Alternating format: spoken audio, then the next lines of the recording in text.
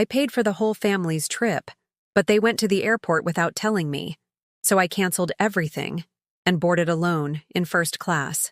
After 67 years of taking care of others, I never thought my own children would abandon me at the most important moment. Today, I'm going to tell you something I never thought I'd tell anyone. And if you, for just a second, feel like this sounds familiar, I just ask that you leave a like and subscribe. You'll be helping me continue to get this off my chest. My name is Carolyn Helen Miller. I'm 67 years old, and I live in a small row house in South Philadelphia. For 43 years, I was an elementary school teacher at Lincoln Elementary, where I taught over 2,000 children how to read. My rough hands still hold the permanent stains of chalk dust and red marker, like tattoos that tell the story of a life dedicated to others. This March morning, as I was brewing coffee in my kitchen with the blue tiles, the ones my late husband Arthur installed with his own 2 hands 30 years ago, I received a text message that shattered my soul into pieces so small, I'm still trying to put them back together. It was from my oldest son, Robert, from Chicago. Mom, we're at the airport. Flight leaves in 2 hours. Thanks for everything. We'll send pictures. I read the message 3 times, my reading glasses trembling in my wrinkled fingers. The coffee grew cold in my hands while my brain tried to process words that sounded like a farewell, when it was supposed to be the beginning of our family trip. The airport? Without me? I rushed to check my handbag, the brown leather one my sister gave me before she died. There they were, my U.S. passport with a photo where I'm smiling like a hopeful fool, the tickets I printed at the public library because I never learned how to use all that digital stuff, and the handwritten letter I had written to read to them during dinner on the cruise. A letter where I thanked them for being my children, where I asked their forgiveness for all the times I scolded them when they were little, where I promised that this trip would be for creating beautiful memories, not for talking about problems or money. Because this Mediterranean cruise wasn't just a vacation, it was my last chance to feel like a part of my own family before old age turned me into a permanent burden to be tolerated on Sundays after church. I had spent my entire savings, $15,000, everything I had scraped together by selling my mother's gold earrings, my grandma's old Singer sewing machine, and working on Saturdays tutoring kids from the main line, where the mothers pay me $20 an hour and look at me with that condescending pity that hurts more than yelling. 8 days sailing from Barcelona to Rome. 5 cabins, one for Robert and his wife Jessica with their 2 daughters, another for my younger son Daniel with his girlfriend Megan, one for my only living sister Hope, who was coming from Pittsburgh with her granddaughter, another for my friends Pat and Frank, Robert's godparents, and mine, which I had booked as a single because why bother anyone with my snoring and my blood pressure pills? Everything paid for. Everything confirmed. Everything planned with the obsessive precision of a woman who has organized school carnivals for 4 decades. But they were already at the airport. Without me. I called Robert with trembling fingers. Voicemail. I called Daniel. The same monotonous tone that means, this user is not available. I called Hope, my sister, the one person in the world who should have been on my side. Nothing. That's when the second stab came. A group photo in the family group chat. There they all were. All 9 of them.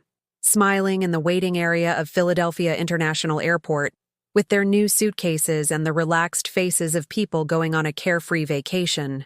Robert was holding his youngest daughter, my granddaughter who barely speaks to me because Grandma smells funny. Daniel had his arm around Megan's shoulders, that girl who always answers me in monosyllables when I ask how she is.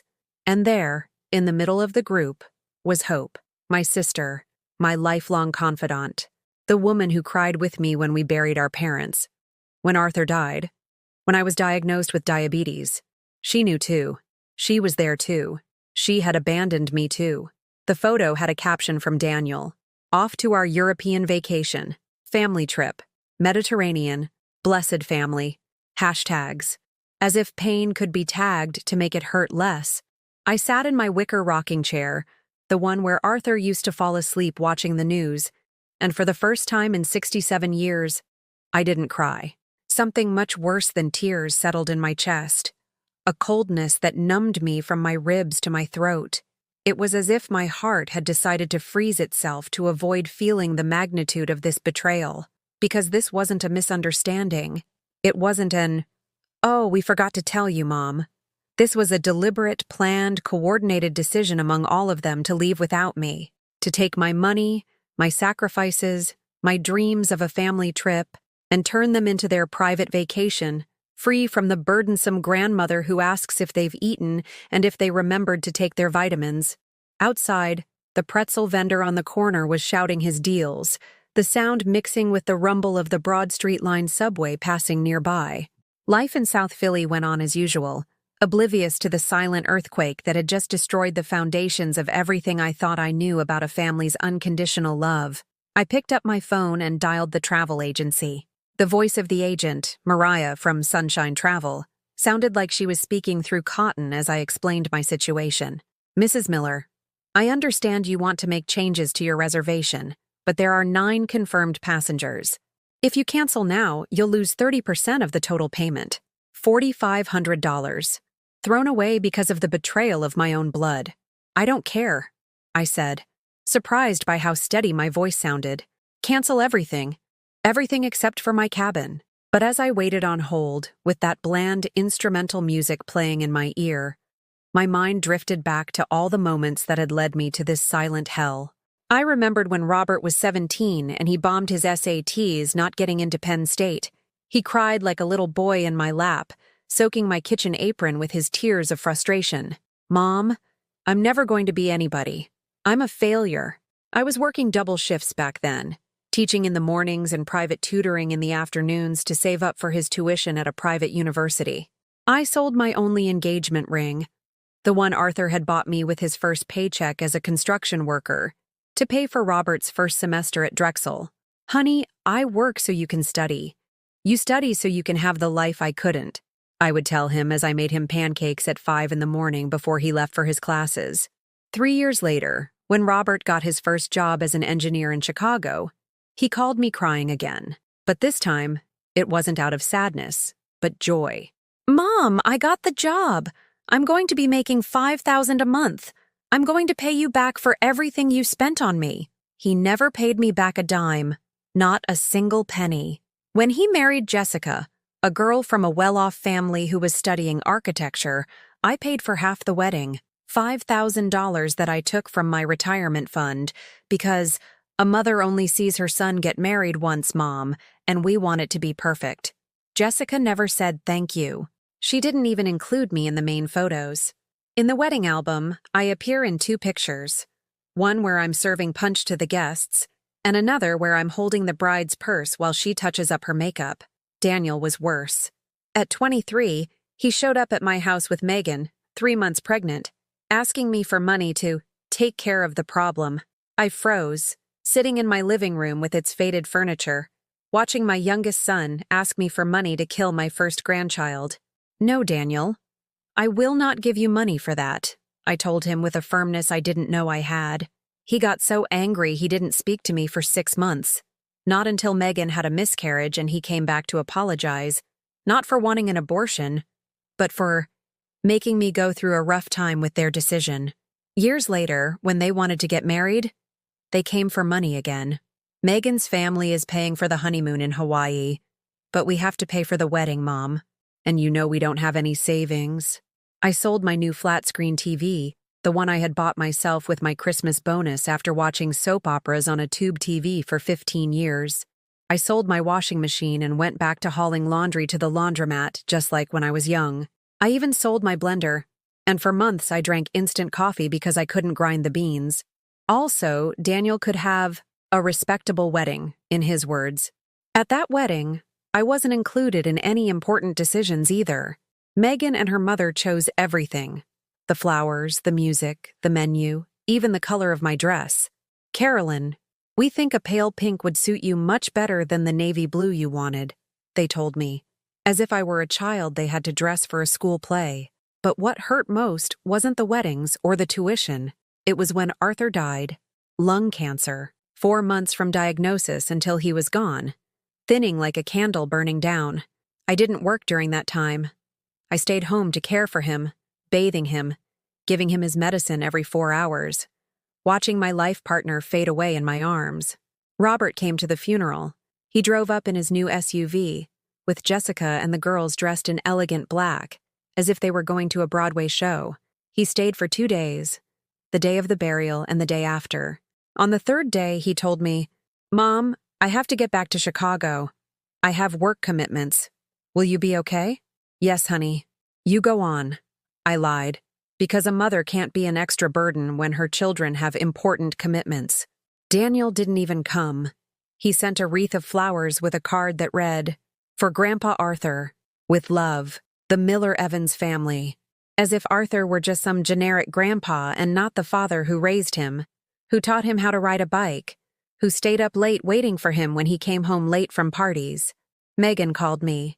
"Carolyn, Daniel couldn't make it because he has a very important project at the office. But we want you to know you're in our thoughts and prayers." Thoughts and prayers. That's what I got when I buried the love of my life. The following months were the hardest of my existence. The house felt like a silent mausoleum where every object reminded me of Arthur. His coffee mug on the counter, his empty chair in front of the TV, his pillow, which still held his scent of aftershave and medication. I'd call Robert every few days. Jessica always answered, "Robert's in a meeting, Carolyn. Can I give him a message?" Just that I called to see how they are. "Oh, okay. I'll let him know." Robert never called me back. I'd call Daniel on Sundays after church. Megan always had an excuse ready. "He's in the shower, Carolyn. Did you need something?" As if needing something was the only reason a mother could possibly call her children. The loneliness was eating me alive. There were days I spoke to no one except Mrs. Rossi at the corner deli when I went to buy a sandwich because cooking for one had become too sad. It was during those months of fresh widowhood that I decided I had to do something to get my family back. I couldn't keep being a ghost in my own children's lives. A trip, I thought. Something special to bring us together again. I started researching. I went to the public library, and with the help of Kevin, my neighbor's grandson, I learned how to search for cruises online. "Mrs. Miller, look. This one's awesome. 8 days through Italy, Spain, and France. All inclusive." The price made my head spin. Almost $1,800 per person. But when I saw the pictures of families smiling on deck, hugging in front of the blue sea, taking selfies in European cities, I knew this was my chance. "It's my retirement money," I justified to myself. "If it's not for being with my children, then what's it for?" I worked like crazy for the next 8 months. Private tutoring every weekend, remedial classes during school breaks. I sold everything I could sell without becoming homeless. And when I finally had the full amount, I called them to tell them my plan. "A cruise, Mom?" Robert sounded distracted as usual. "Isn't that really expensive?" "It's already paid for, honey. It's my gift to all of you." "Oh, well, okay, I guess." That was the extent of his excitement. "Okay, I guess." As if I'd offered to take him grocery shopping. Daniel was more direct. "Mom, are you sure you can afford that? We don't want you getting into financial trouble just to give us a vacation."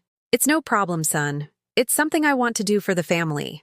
"Okay, well, if you've already decided." Neither of them asked if I was excited, if it was something I had dreamed of, if I needed help planning the details. They just said yes like someone accepting a minor favor. "Mrs. Miller, are you still there?" The agent's voice brought me back to the present. "Yes, I'm here. So I'll confirm, I'm canceling 8 reservations and keeping only yours. Single cabin, as originally scheduled." "Exactly. And the upgrade to first class you mentioned?" For the first time all day, I smiled. "Yes, first class." I hung up the phone and just sat there, in my rocking chair, my hands shaking not with fear, but with something I hadn't felt in decades. Power. But that moment of triumph lasted only a few seconds, because my mind immediately started replaying all the signs I had ignored, all the small cruelties I had justified with phrases like, "They're busy," or "They have their own lives." Like my birthday last year, 66 years old, a date I had looked forward to for weeks, imagining a small family gathering. Nothing fancy, just my sons, maybe my granddaughters. A yellow cake with chocolate frosting like the ones I used to make when they were little. I cleaned the house starting at 5 in the morning. I moved all the furniture to vacuum underneath, even though no one would see those spots. I washed curtains that hadn't seen water in months. I bought fresh ingredients to make pot roast, Robert's favorite dish since he was a boy, and chili, which Daniel always loved on game days. I spent $100 on food, $100 that represented a full week of my normal expenses. At 10 in the morning, Robert sent me a voice message. "Mom, happy birthday. We love you a lot. Jess says hi. The girls are at swimming lessons, but they send kisses." A 23-second audio clip, recorded while he was driving, because I could hear the traffic and the radio in the background. Daniel was more creative. He sent me an image he'd downloaded from Google. A generic birthday cake with gold candles and the words "Happy Birthday" in sparkly cursive. Below it, he wrote, "Happy B-Day, Mom. God bless." Emojis. My son wished me a happy birthday with emojis. I waited until 2 in the afternoon, sitting in my perfectly arranged living room, watching the pot roast get cold and the sour cream for the chili begin to separate in the heat. I waited until 5, then until 7, when I could no longer pretend someone was coming. That night, I ate cold pot roast and cried over my plate, looking at Robert's photos on Facebook. He had posted pictures of a barbecue at his in-laws' house. "Perfect family Sunday," he wrote, "surrounded by the people I love." I wasn't in those pictures. I hadn't even been invited. Daniel posted an Instagram story showing him and Megan at a seafood restaurant downtown. Colorful cocktails, elegant plates, radiant smiles. "Perfect date night with my love," he had written. While I was eating leftovers from my forgotten birthday, they were celebrating a random day with more enthusiasm than they had shown for my life. But that was nothing compared to what happened when I got sick in November. A flu that turned into bronchitis.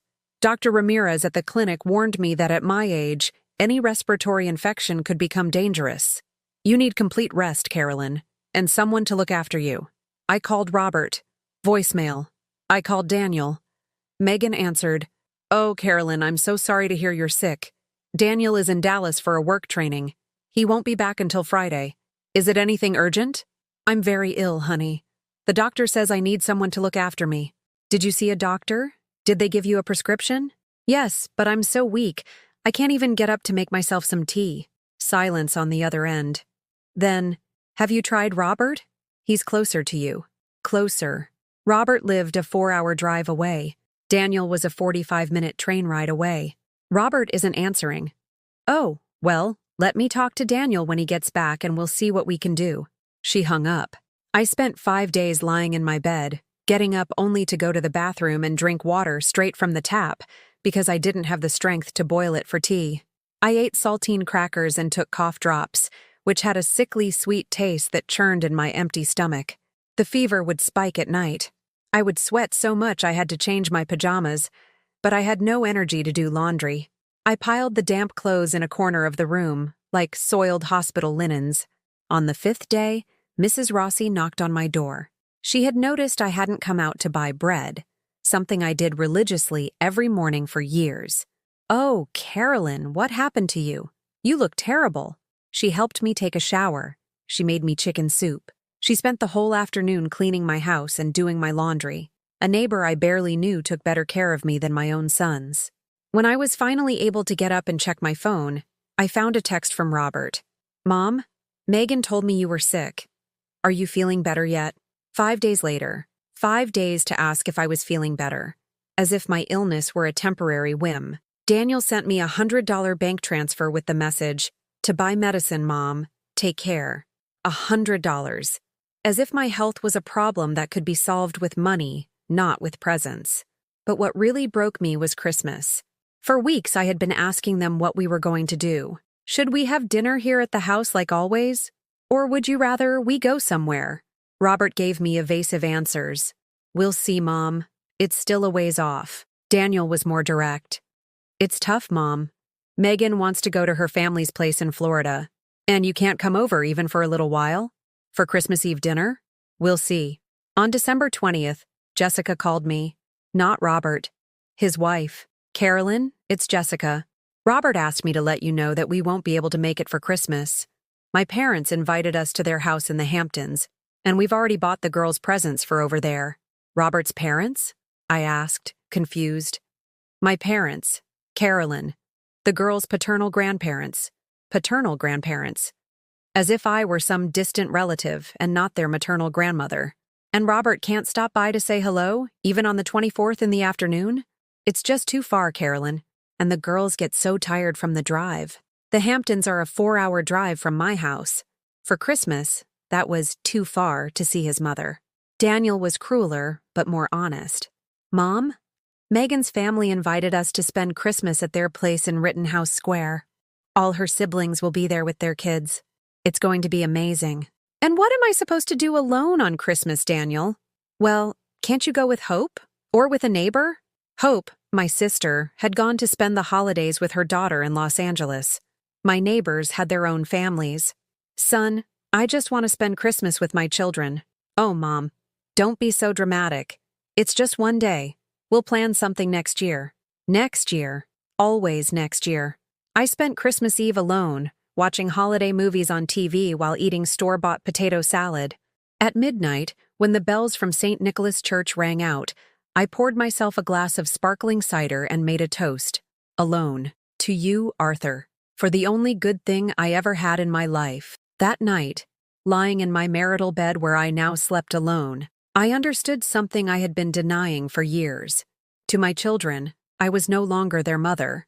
I was a social obligation they fulfilled with the least possible effort. An old woman to be tolerated on important dates and forgotten the rest of the time. But what hurt the most weren't the absences. It was the feigned presences. Like when Robert came for a surprise visit in January. He showed up on a Saturday morning with Jessica and the girls, saying they wanted to spend the weekend with me. I was so excited I ran to the market and spent nearly $200 on special food. I made roasted chicken, macaroni and cheese, sweet tea, everything they loved. But during lunch, I realized Robert couldn't stop looking at his phone. He was taking work calls. He'd go out to the backyard to talk to clients. Honey, can't you unplug for a little while? We barely see each other. I have a big presentation on Monday, Mom. I'm just checking a few details.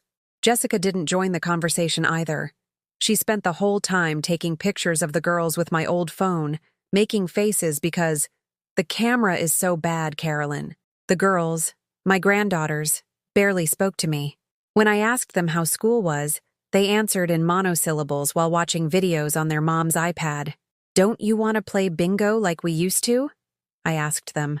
That's so boring, Grandma, Sophie, the older one, replied. Do you have Wi-Fi? Wi-Fi. My 8-year-old granddaughter was asking me for Wi-Fi instead of wanting to play a game with me. That night, when I thought we would finally talk like a family, Robert announced, Mom, we're leaving early tomorrow. I have to get back to prep some things for Monday. Can't you stay until the afternoon? I thought we'd have lunch together. The Sunday traffic is terrible. It's better if we leave early. They left at 8 in the morning. They didn't even have breakfast with me. As I was cleaning the dishes they had used, I found a group chat that Jessica had left open on her phone, forgotten on the kitchen table. It was her family chat, with her sisters, heading back from the mother-in-law's. Ugh, so glad these family obligations are over. Ha ha ha, poor you. How was she? Same as always. So intense. She wanted us to be there all day doing family activities. Family activities? LOL, that's awful. You know how old ladies are. They think just because you visit, you have to do whatever they want. At least you've done your duty for a while. Yeah. Rob says with this visit we're good until July. July. 6 months later. I read that conversation 3 times, feeling each word tear away a piece of my soul. Family obligations. Done your duty. So glad it's over. I was an obligation. A duty. A chore. That afternoon, after they left, I sat in my rocking chair again, and for the first time in my life, I asked myself a question I never thought I would. What if they're right? What if I really am a burden? What if everything I gave, everything I sacrificed, everything I worked for to give them a better life, meant nothing? What if a mother who gives everything ends up becoming someone to run away from? I couldn't sleep that night, tossing and turning with those questions burning inside me like acid. And there, in the darkness of my room, The idea for the trip was born, not as a gift for them, as a final test for myself. My phone started ringing exactly 3 hours after I hung up with the travel agency. Robert, for the first time in months, my oldest son was calling me directly. "Hello?" I answered with a calmness I didn't know I possessed. "Mom, what did you do?" His voice was desperate, agitated in a way I hadn't heard since he was a teenager coming home past curfew. "They're telling us at the airport that our reservations have been canceled." "Oh yes, I canceled them." "What do you mean you canceled them? We're all here, with our luggage. The girls are already excited." "Well, that's a shame you didn't let me know you were going to the airport." I was excited too. Silence on the other end. A heavy silence where I could hear the background noise, the airport announcements, my granddaughters asking why their dad was yelling, "Mom, we thought you'd understand it was better this way." "Better how, Robert?" "Well, more comfortable for everyone, without complications." "Complications? Am I a complication?" "No, Mom, it's not that. It's just, you know how you are. You worry so much, you get stressed by new things, and we just wanted the vacation to be relaxed." Relaxed. Without me. The vacation I paid for would be more relaxed without my presence. And who decided that? Who had the brilliant idea to leave without the person who paid for the trip? It was a family decision, Mom. Family? And I'm not family? Of course you are, but no buts, Robert. You all decided I was disposable in my own gift. So now you can deal with it. I hung up on him. For the first time in my life, I hung up the phone on one of my children. Immediately, the text messages started flooding in. "Robert, Mom, don't hang up. We can fix this. Mom, please answer. We're confused. The girls are asking what happened. What am I supposed to tell them? Mom, the reservations can be reactivated. Call the agency. I don't understand why you're doing this." Then came Daniel, as always, more aggressive than his brother. "Mom, are you serious? You canceled everything over a tantrum?" We're all standing here like idiots at the airport. Megan is crying. Her whole family already knew about the trip. "This is the most childish thing you've ever done. We're adults, Mom. This kind of revenge isn't okay." Revenge. My son was calling it revenge that I was no longer gifting them a vacation after they excluded me from it. But the message that hurt the most came from Hope, my sister. "Carolyn, I don't understand what happened. Robert is calling me saying you canceled the trip. The kids say you're very angry, but I don't know why. Can we talk?" Hope, my sister, my lifelong confidant. She too was feigning ignorance, as if she didn't know perfectly well that I wasn't included in their plans. I called her immediately. "Hope? Carolyn, what's going on?" Robert called me screaming. "What's going on? Are you seriously asking me what's going on?" "Well, yes, sis. I don't understand why you canceled the trip." "Hope, did you know they were planning to go without me?" Silence. A silence that gave me all the answer I needed. "Carolyn, did you know or not?" "Well, Robert mentioned they thought it might be better." "Better for whom?" "For you, sis. They said you get tired easily when you travel, that you get seasick on boats." "And who told them that? Since when do any of you know what's best for me?" "Carolyn, don't be angry with me. You just nothing, Hope. You're my sister. You were supposed to be on my side."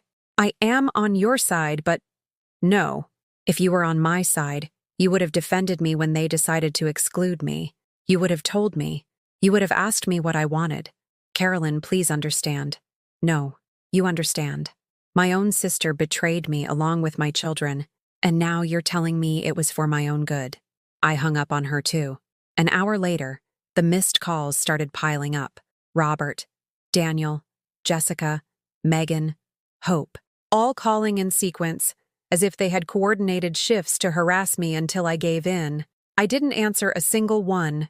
Then came the voice messages. First Robert, with a conciliatory tone. "Mom, I know you're angry and you have every right to be. Maybe we didn't handle the situation well. But think about the girls. They've been looking forward to this trip. It's not fair for them to pay for the adults' mistakes. The girls. They always use the girls to emotionally blackmail me." Daniel was less subtle. "Mom, this has gotten out of hand. Everyone is crying here.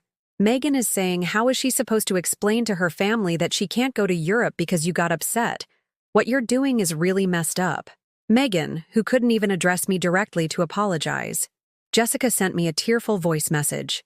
Carolyn, the girls don't understand why we can't go on the trip. Sophie keeps asking me if she did something bad to make Grandma not want to take them. I don't know what to tell them.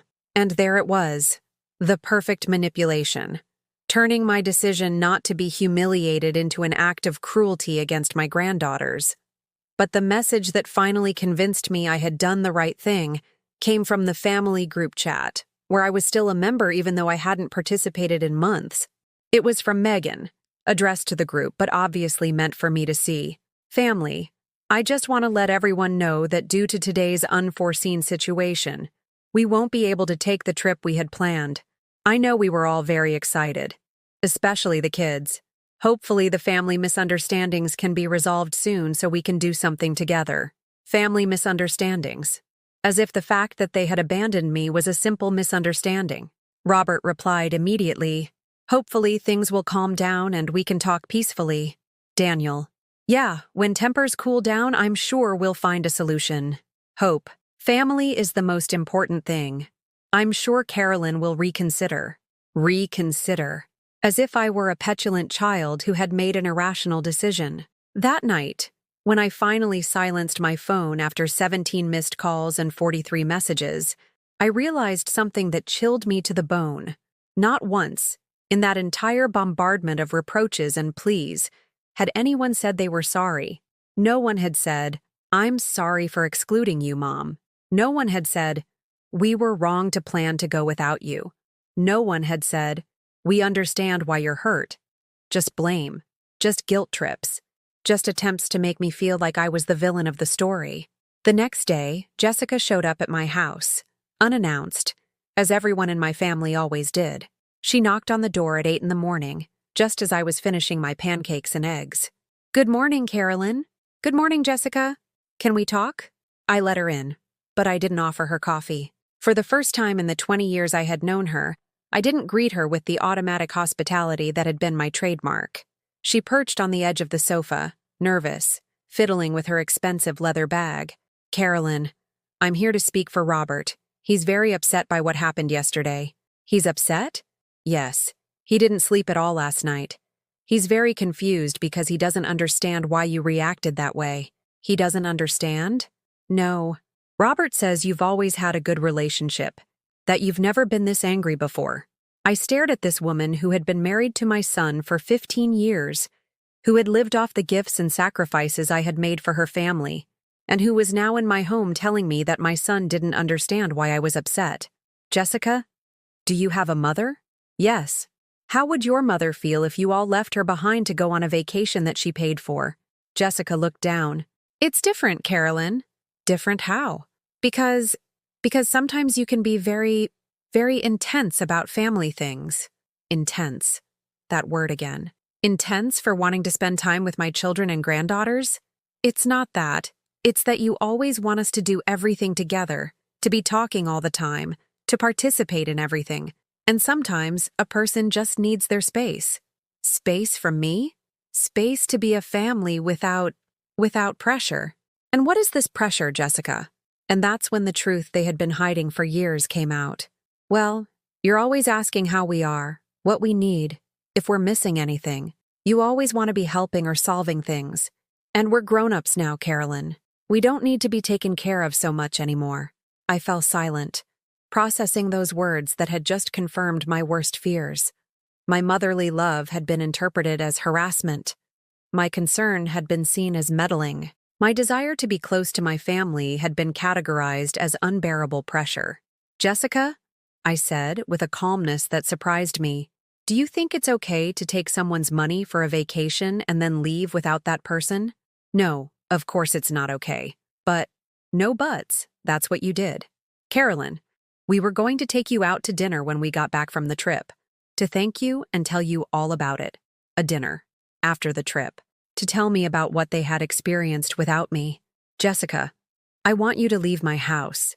Carolyn, I want you to leave and tell everyone else not to come back.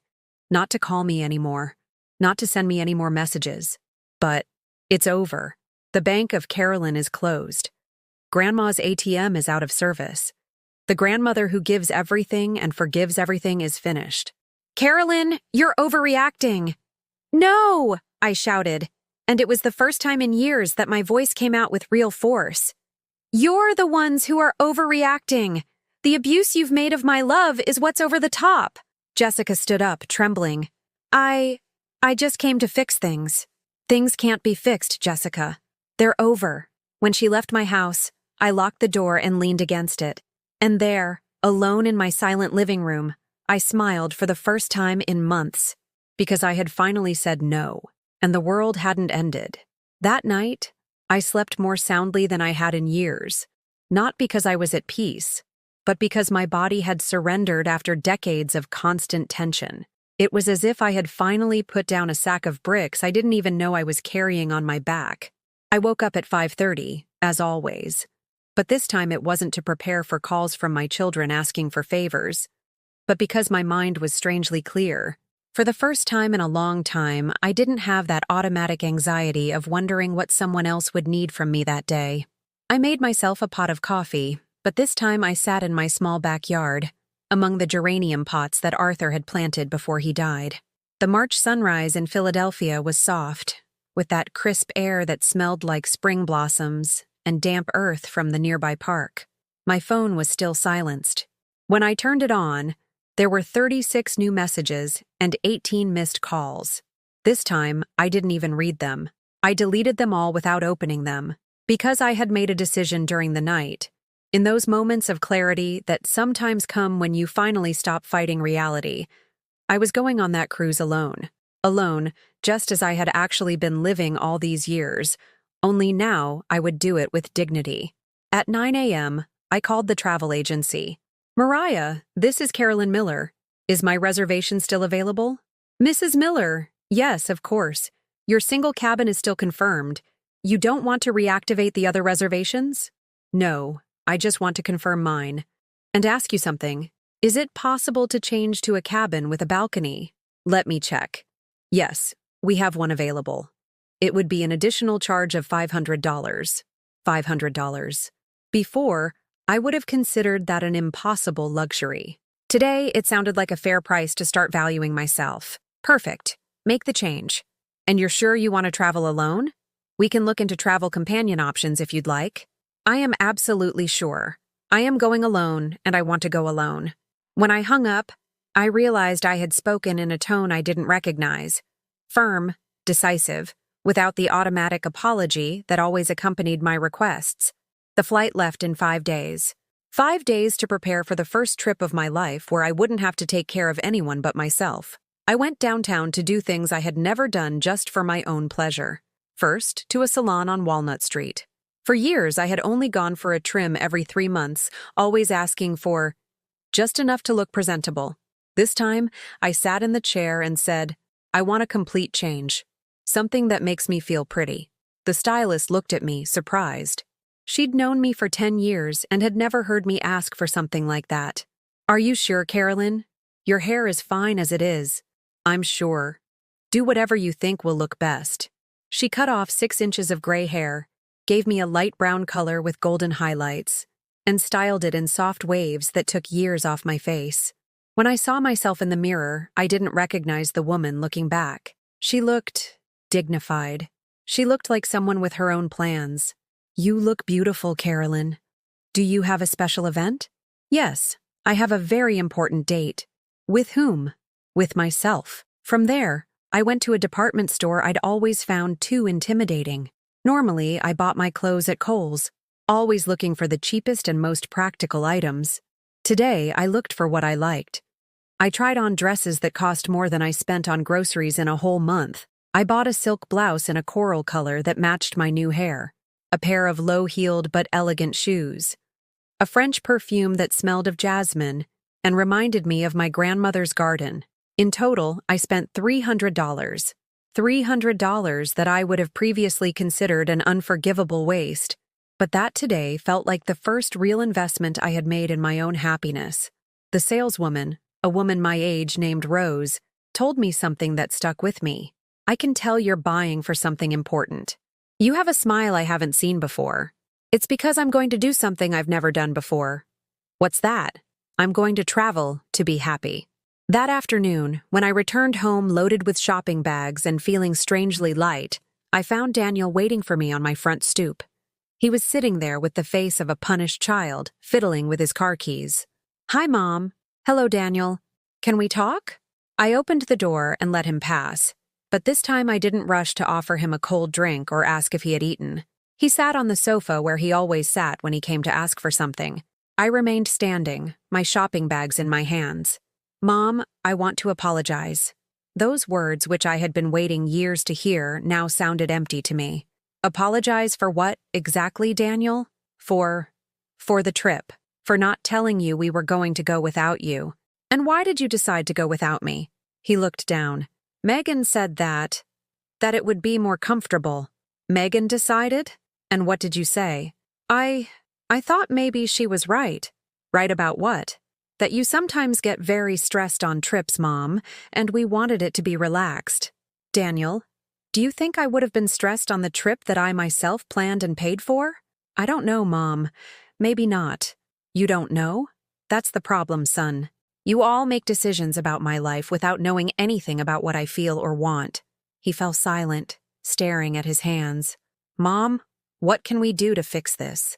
And there it was again, the wrong question. Not, how can you forgive us? Or, what do you need us to do? But, what can we do to make things go back to how they were?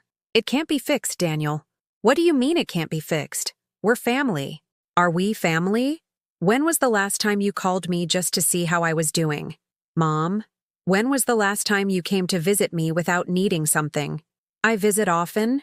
When was the last time you asked me what I wanted to do instead of telling me what was best for me? He was quiet again. Daniel, do you know what day it is today? It's Tuesday? It's the anniversary of your father's death. 2 years, to the day. I saw the color drain from his face. Mom, I forgot. I know. You forgot. Just like you forget everything that has to do with me. Mom, I'm sorry, I really forgot. It's not that you forgot, Daniel. It's that you don't care. I walked over and sat on the coffee table facing him. Son, do you love me? Of course I love you, Mom. How do you love me? Like a person? Or like an object? Like an object? I don't understand. Objects are there for when you need them. You don't have to take care of them. You don't have to ask them how they feel. You don't have to remember their important dates. You just use them when you need them and then you put them away until next time. Daniel looked paralyzed. Mom, I don't see you as an object. No? Then explain to me the last time we did something together that I wanted to do. Silence. When was the last time you asked me what I like to do for fun? More silence. When was the last time you stayed with me because you wanted to be with me, and not because you needed something? His eyes filled with tears. Mom, I didn't know you felt that way. You didn't know because you never asked. What can I do now? Nothing, Daniel. There's nothing you can do anymore. What do you mean, nothing? Because I've already made a decision. I'm leaving on my trip tomorrow, alone. And when I get back, things are going to be different. Different how? Different in that I will no longer be automatically available for everything you need. I will no longer be the family bank. I will no longer be the grandmother who gives everything and asks for nothing in return. Mom, don't be like that. Like what? Dignified? With self-respect? No, Mom. We don't want to lose you. You're not going to lose me, Daniel. You're going to have to learn me. Learn you? Yes. You're going to have to learn that I am a person, not a service. You're going to have to learn to treat me like someone you love, not like someone you use. Daniel was openly crying now. Mom, please don't leave angry with us. I'm not leaving angry, son. I'm leaving free. He stood up to hug me, but for the first time in my life, I didn't automatically return the hug. Daniel, I need you to go. I have to pack. Can't we talk more? We've said everything that needed to be said. Now it's time for actions. When he left, I closed the door and leaned against it again. But this time I didn't smile. This time I cried. I cried for all the lost years spent waiting for them to love me the way I loved them. I cried for all the times I had mistaken abuse for family love.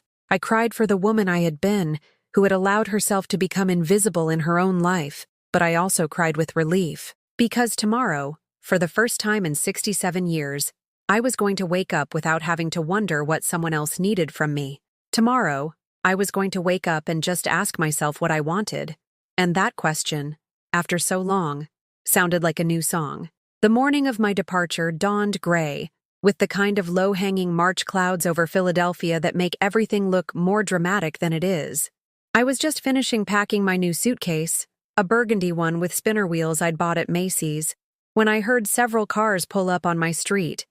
I peeked through my bedroom window and saw something I didn't expect. My entire family was there.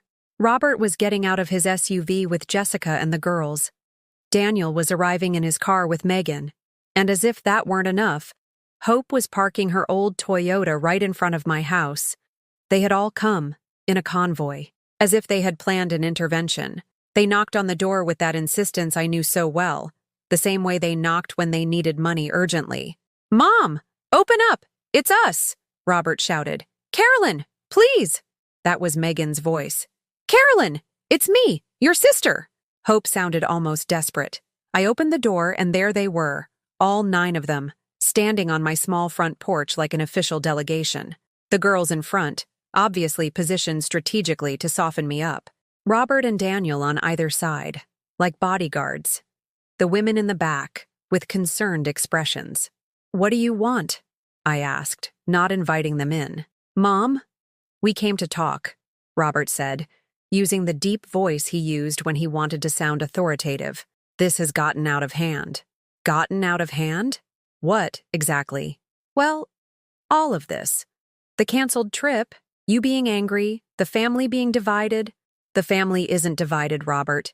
You divided me from the family a long time ago. Hope stepped forward, her eyes red as if she'd been crying all night. "Carolyn, please. We're family. Problems are solved by talking. Now you want to talk?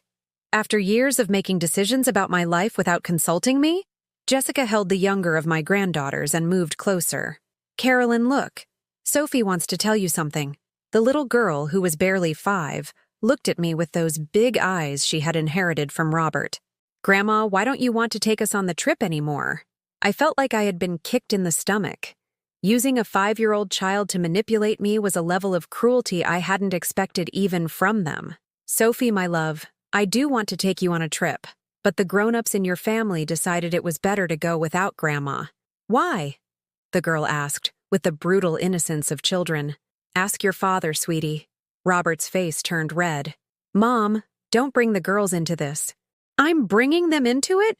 You're the ones who brought the girls here to blackmail me." "It's not blackmail," Daniel interjected. "We just want you to understand that your decisions affect all of us." "My decisions affect you? And your decisions don't affect me?" Megan stepped forward with that soft tone she used when she wanted something. "Carolyn, we understand that you were hurt, but we've already apologized. Can't we just move on?" "Move on? Just like that?" "Well, yeah," Robert said. "We're family. In families, you forgive." "You forgive? Who has actually apologized to me?" Silence. "Daniel told me yesterday he was sorry for not letting me know. That's not apologizing for excluding me. That's apologizing for getting caught." "Mom, don't complicate things," Daniel started. "I'm not complicating them. I'm making them clear." I looked at all of them, but especially at Hope. "You know what? You're right. Let's talk. Come in." The 9 of them filed into my living room like a funeral procession. They sat where they always sat. Robert and Jessica on the main sofa, Daniel and Megan on the dining chairs I brought in for the occasion, Hope in my rocking chair, the girls on the floor playing with their tablets. I remained standing for the first time in a family meeting where everyone else was seated. "I want to ask you a question," I said, "and I want you to answer with complete honesty." They looked at each other nervous. "When was the last time any of you did something for me without me having to ask?" Absolute silence. "Robert, when was the last time you called me just to ask how I was?" "Mom, I call you." "When?" "Well, regularly." "When? Give me a date." He couldn't. "Daniel, when was the last time you came to visit me without needing money or a favor?" "Mom, I visit often." "What do you come for?" "Well, to visit you." And what do we do when you visit? Silence. I'll tell you what we do. You show up, you sit down, you tell me your problems, I give you advice you don't follow, I lend you money you don't pay back, and you leave. That's not a visit. That's a free consultation. Hope tried to intervene. Carolyn, sis, don't be so harsh. Harsh?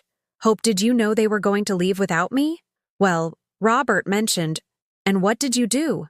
What was I supposed to do? Defend me. Call me. Ask me what I thought. Carolyn, I thought you didn't think anything. You decided it was more comfortable for you to go along with them than to defend your own sister. I turned to the whole group again. Do you know what the problem is? You don't see me as a person. You see me as a service. That's not true, Jessica protested. No? Then explain something to me, Jessica. When was the last time you asked me what I like to do in my free time? Well, you're always busy with your things. What things? How do you know I have things I like if you've never asked? Well, I assume. Exactly. You assume. You all assume. You assume I'm fine. You assume I don't need anything. You assume my life revolves around taking care of you. I walked over to the table where I kept the family photos. I picked up one of all of us at Sophie's first communion. See this picture? I held it up for everyone to see. Do you know what I was thinking when this was taken? They shook their heads. I was thinking, I hope someday they ask me what I want. But you never asked. Megan tried to speak. Carolyn, if you needed something, you could have just told us. Megan, do you think it's fair that a mother should have to ask her children to love her? That's not what I meant. Then what is it? It's just, you never complain. Because I was taught that mothers don't complain, that our job is to give and give until there's nothing left. Robert stood up, obviously uncomfortable. Mom, what do you want us to do? What do you need us to change? And there it was again, the wrong question. Robert, the question isn't what I want you to do. The question is whether you genuinely care enough to do it. Of course we care. Really. Because you all came here as a group, like a delegation, to convince me to go back to being the same as before. You didn't come to genuinely apologize. You came to negotiate. Daniel stood up too. Mom, we love you. You love me? How do you love me? Well, like you love a mother. And how do you love a mother, Daniel? With respect? With affection? Where is that respect when you make decisions about my life without asking me? Where is that affection when you go on a vacation I paid for without even telling me? Hope started to cry. Carolyn, that's enough. We're family. Hope, I said with a calmness that surprised me. Do you know the difference between family and people who just share blood? What? Family includes you. People who share blood tolerate you. I walked to my bedroom and came back with something I had been saving for this moment.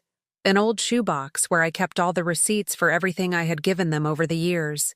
Tuition payments, medical emergencies, down payments on houses, weddings, baptisms, loans never repaid. Do you want to know how much money I've given you over the years?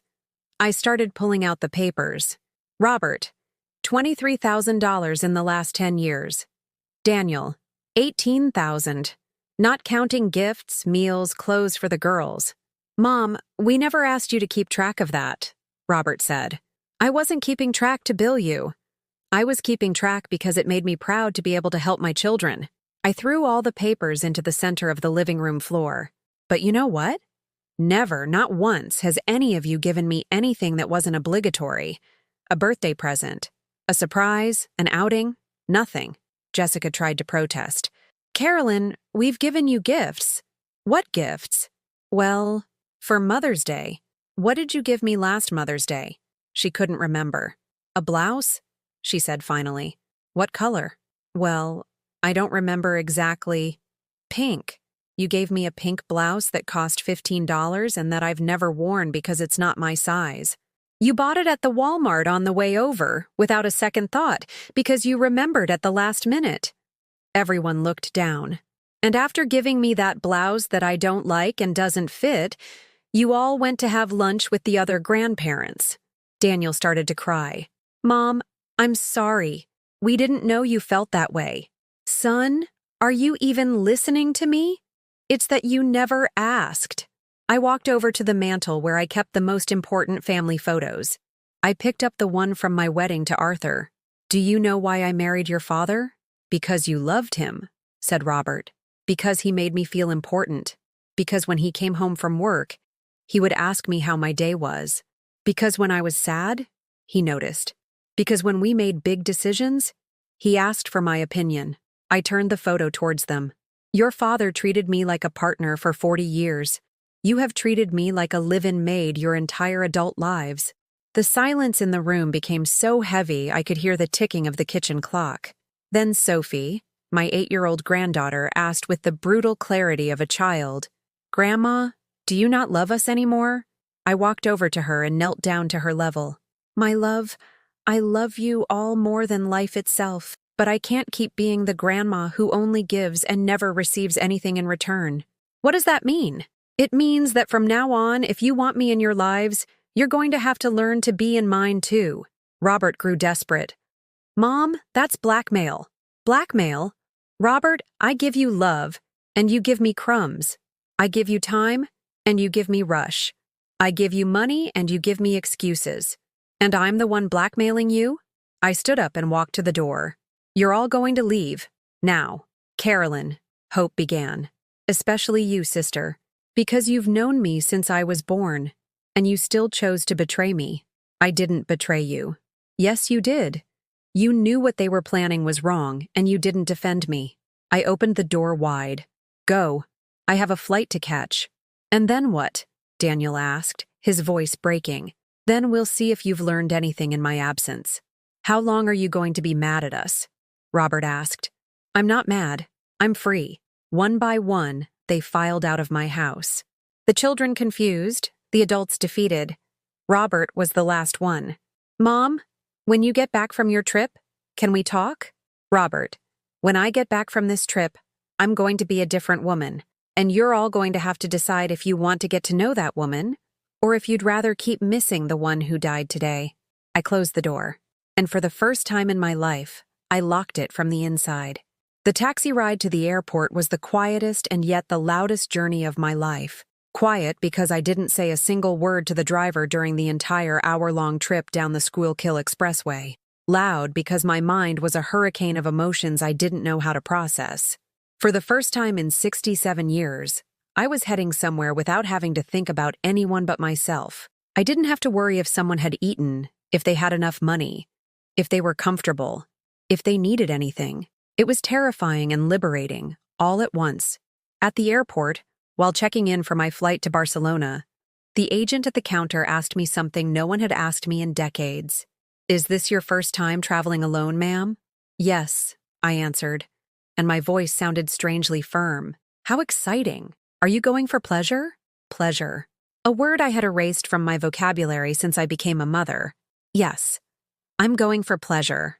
In the waiting area, as I watched other families saying goodbye with hugs and tears, I realized something. I didn't feel any envy. For the first time in years, watching other people with their loved ones, I didn't feel that pang of loneliness that always accompanied me. I felt peace. The flight to Barcelona was a revelation in itself. My seat, 12A by the window, allowed me to see the clouds from above, something I'd only ever seen in photographs. During the 13-hour flight, I didn't have to get up once to attend to anyone. I didn't have to ask if someone was hungry, thirsty, cold, hot, or bored.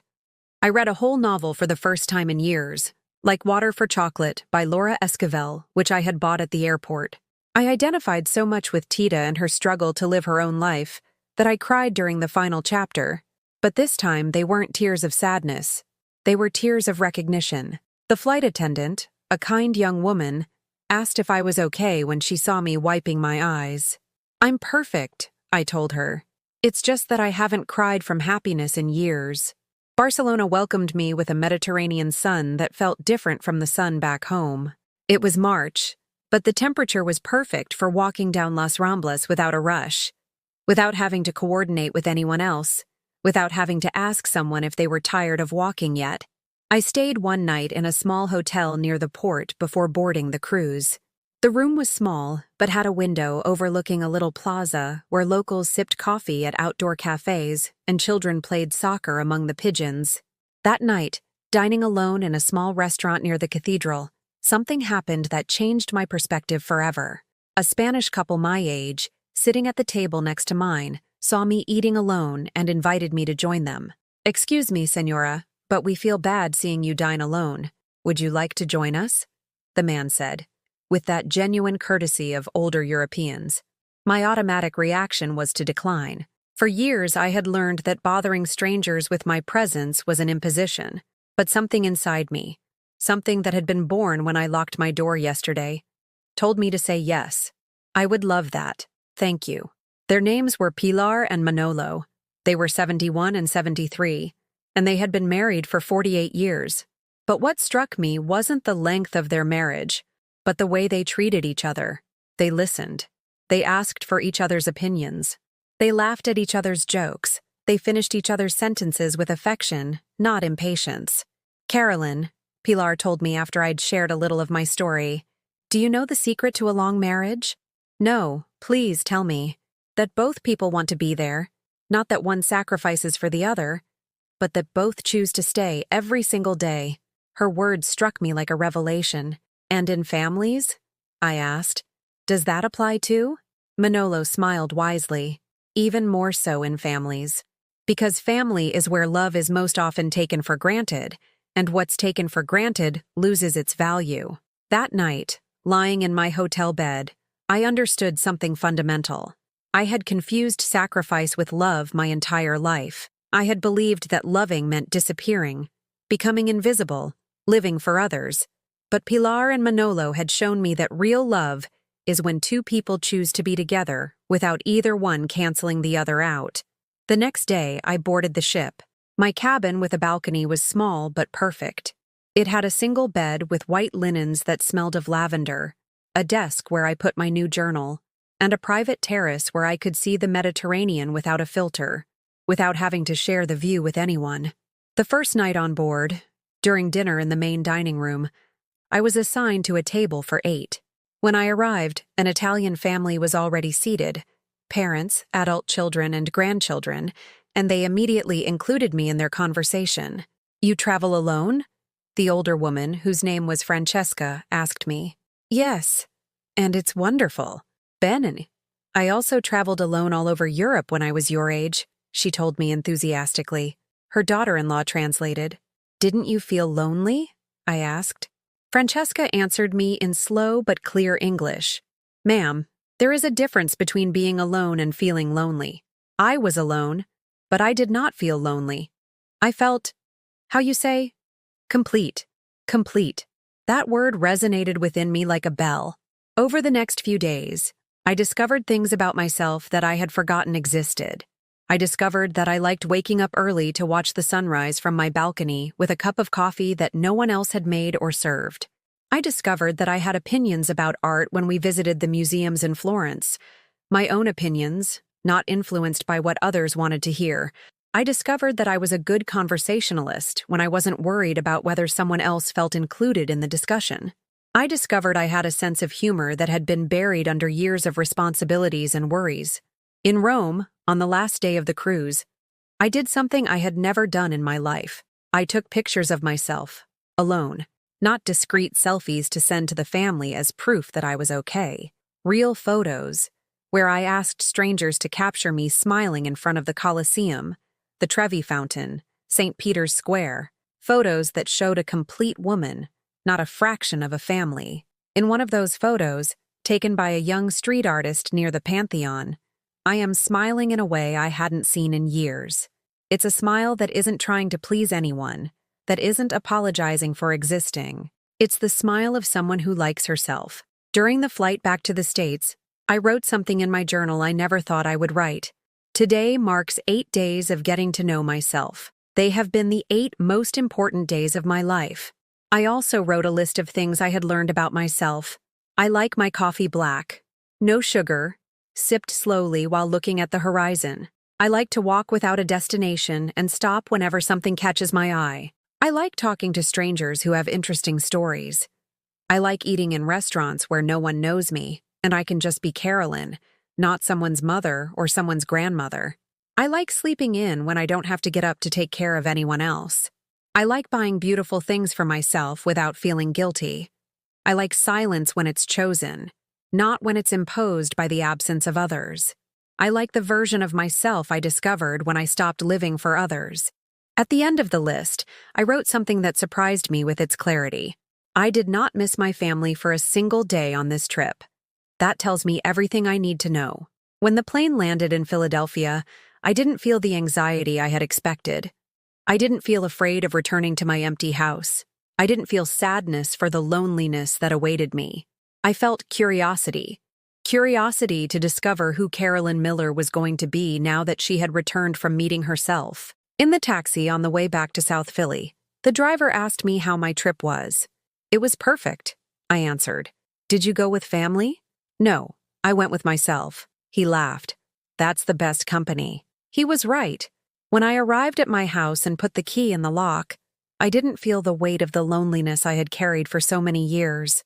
I felt the lightness of freedom, because I had discovered something fundamental in those 8 days, that being alone doesn't mean being incomplete. It means being whole. My house smelled different. It smelled like a new beginning.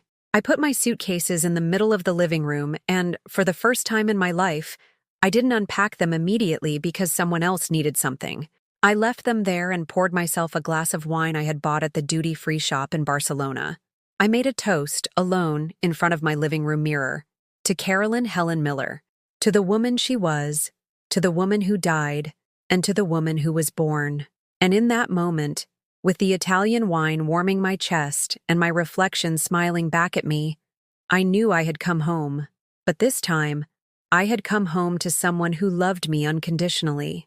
I had come home to myself. It's been 6 months since I got back from Europe, and my life has become unrecognizable in the best possible way.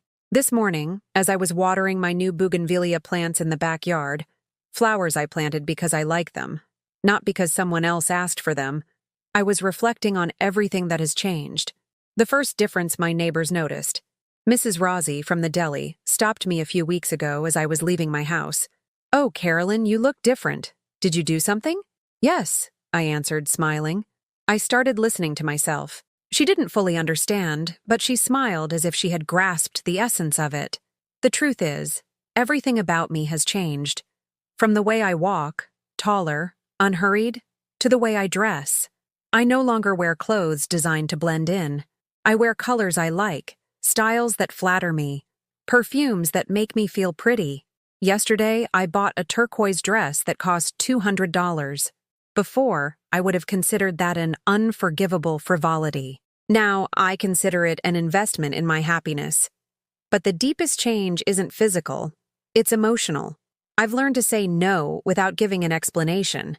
Last week, my next-door neighbor asked if I could watch her grandkids while she went to a doctor's appointment.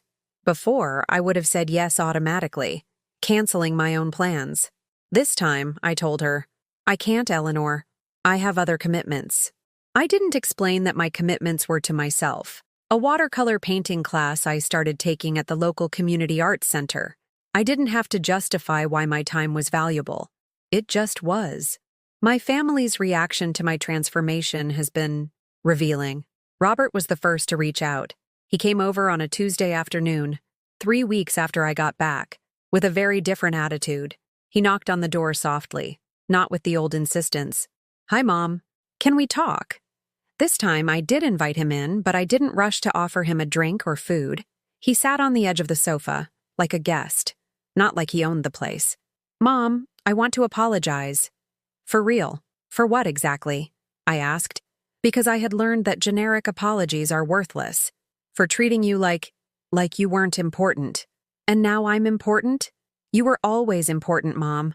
I didn't realize I wasn't showing you." There was something different in his tone. This wasn't the Robert who came to negotiate or get something. This was a genuinely remorseful man. "Robert, what do you want from this conversation? I want to get to know you." Those 5 words hit me harder than I expected. Get to know me? Yes. For all these years, I've been trying to make you fit into what I needed from a mother. But I never once asked who Carolyn was, beyond being my mom. It was the first time in 42 years that my oldest son had seen me as a whole person. "And why now?" I asked. Because when you were gone, Jessica said something to me that broke my heart.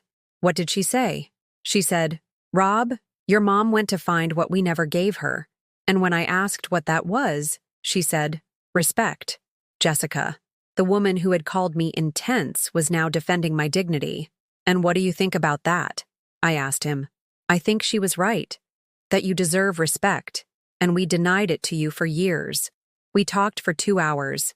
For the first time in decades, Robert asked me questions about me, what I felt when his father died, what it was like raising kids alone while working, what I had loved about my trip to Europe. He listened.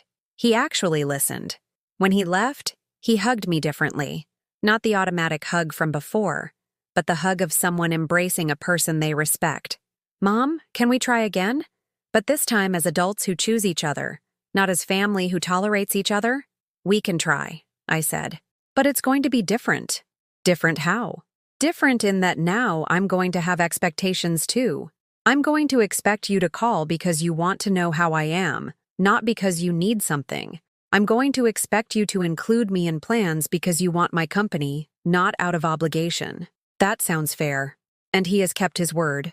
Robert calls me every Wednesday just to chat. He invited me to dinner with his family last month and, for the first time, asked me which restaurant I wanted to try. With Daniel, things have been more difficult. He came to see me a month ago, but not to apologize. He came to complain. "Mom, you've changed so much. You're not the same." "You're right. I'm not the same." "And that's okay? Abandoning your family is okay?" "Daniel, I didn't abandon anyone. I just stopped being invisible." "But we need you." "What do you need me for?" He didn't know how to answer. "Do you need me as a person? Or do you need me as a service?" "Mom, don't be so dramatic." "I'm not being dramatic. Answer me. When was the last time you needed me for something that wasn't money, a favor, or babysitting?" Silence. "Daniel, when you learn the difference between needing someone and using someone, we can talk." He left angry. We haven't spoken since. And that's okay. Because I've learned that not all love can be saved when the other person isn't willing to do the emotional work a healthy relationship requires. Hope, my sister, has been the biggest surprise. She showed up 2 months ago in tears, with a 3-page handwritten letter apologizing for betraying me. "Carolyn, I knew what they were planning was wrong, but I was afraid of making waves with the kids. And did that make things right with me? No. It made things terrible with you. And I've felt guilty ever since." "Guilty for what?" "For choosing comfort over loyalty, for valuing my nephew's opinion more than my sister's dignity." Hope stayed all afternoon. We talked like we hadn't in years. Not about the children, not about family problems, but about us. She told me she had also felt invisible in her own family, that she had also confused sacrifice with love.